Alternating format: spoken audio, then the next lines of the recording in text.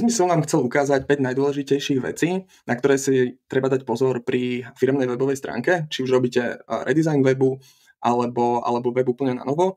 Tak toto je 5 vecí, ktoré vám veľmi pomôžu udržať návštevníka na webových stránkach a donútiť ich alebo motivovať ich, aby spravili to, čo potrebujete, či už kontaktovať alebo získať viac informácií o vašej firme alebo o produktoch.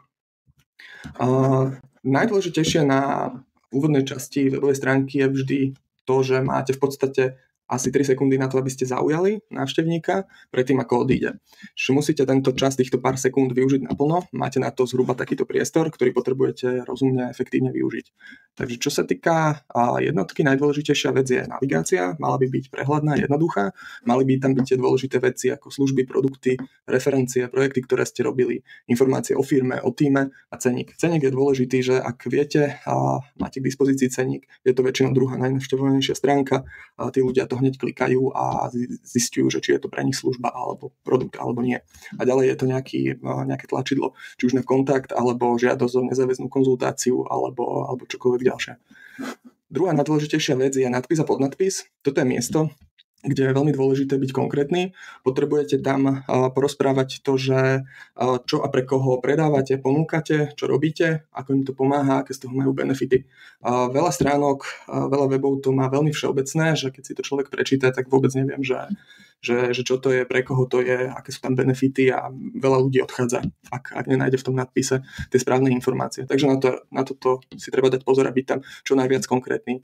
Dávať tam konkrétne prídavné mená, ako kvalitné, dostupná cena, a hovoriť tam o počte rokov, koľko to robíte, koľko máte klientov, koľko projektov ste spravili, skrátka byť čo najkonkrétnejšie a vyťahnuť sem tie informácie.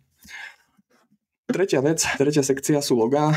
Ak ste servisná firma, tak si tam dáte logá partnerov alebo klientov, pre ktorých ste pracovali, a pomôže to návštevníkovi sa zorientovať a validovať si, že čo ste za firmu, že či za sebou máte nejaké projekty a keď sú tam nejaké známe logá, tak to vám môže iba pomôcť.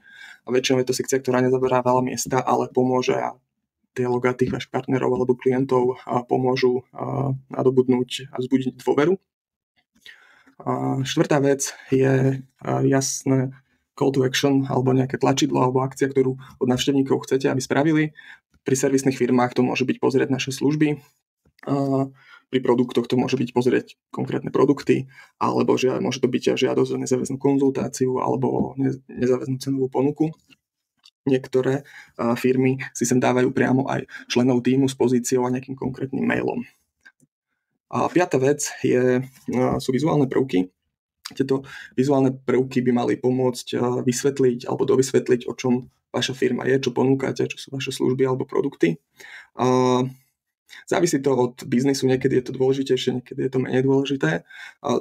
Čo by som odporúčal je, že veľmi to nekomplikovať a opäť dávať tam nejaké konkrétne príklady, náhľady buď projektov, čo ste robili, alebo toho, o čom vlastne váš biznis je, a to sa tam snažiť zachytiť.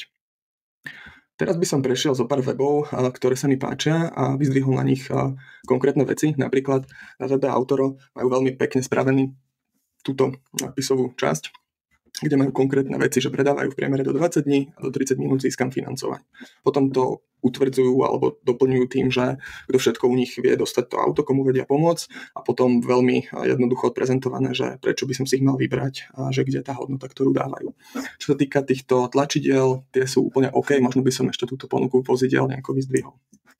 Čo sa týka Radoreality, realitnej kancelárie, tak tí majú super tu, že hore v navigácii majú rýchle kontakty.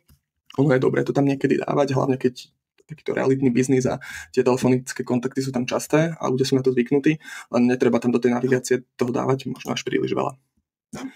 Taktiež, ak máte nejaké recenzie, nejaké reviews napríklad na Google, vždy je dobré ich dať už do tej úvodnej sekcie. Ľudia na to veľmi klikajú a validujú si firmu, hlavne keď nepoznajú tú firmu alebo ten projekt, tak si to radi overujú. Takže takto im veľmi rýchlo pomôžete a získate nejakú dôveru. Čo sa týka webov pre právne služby, tak tam je v podstate dôležité dať rýchlo tie kontakty, buď e-mail, telefón, a objednať konzultáciu a vysvetliť alebo ukázať nejaké základné služby. Opäť sú tu Google hodnotenia, to je super. Takisto Sparring Web má peknú jednoduchú navigáciu. A čo sa týka tej ilustrácie, tak tu by možno bolo lepšie dať niečo konkrétne k tej právnej téme, ale myslím na ostatných stránkach a možno už aj na novom webe to tam majú. A čo sa týka tých log, tak opäť mi to evokuje, že niektoré z tých log poznám a keď viem, že pre nich robia, tak to veľmi pomôže aj pri mojom výbere. Ak by ste mali otázky, nechajte v komentároch, budem sa snažiť poradiť.